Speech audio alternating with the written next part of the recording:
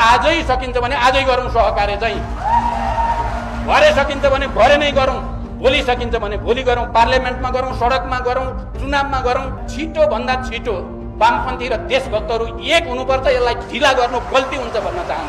हेर्नुभयो होइन त, छिपकलीले कति छिटो रङ फेर्छ भनेको यही हो।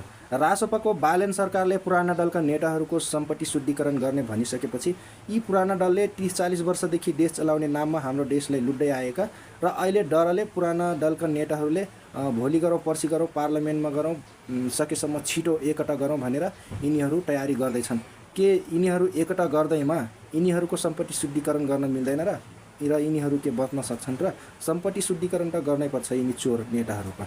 बाँकी यो भिडियो हेर्नुहोला र आफ्नो प्रतिक्रिया कमेन्टमा लेखी मेरो युट्युब च्यानललाई सब्सक्राइब गर्नुहोला। वाम एकता सेक्ता केही होइन। सरकारले भ्रष्टाचारको फाइल खोलिस भने हामी यहाँ यत्रजना छौँ भन्ने धम्की मात्रै हो। गगन थापा किन छैनन् यिनीहरूसँग? किनकि गगन थापाले क्लियरली भनेका छन् सब फाइल खोला, अनुसन्धान गर। कुरा फेरि यो पनि छ, यिनीहरूको ग्याङमा तपाईँलाई जान छ भने तपाईँले भ्रष्टाचार गरेकै हुनुपर्छ। प्रचण्ड यति बाठा मान्छे छन् कि यतिन्जेलसम्म चुपचाप बसे।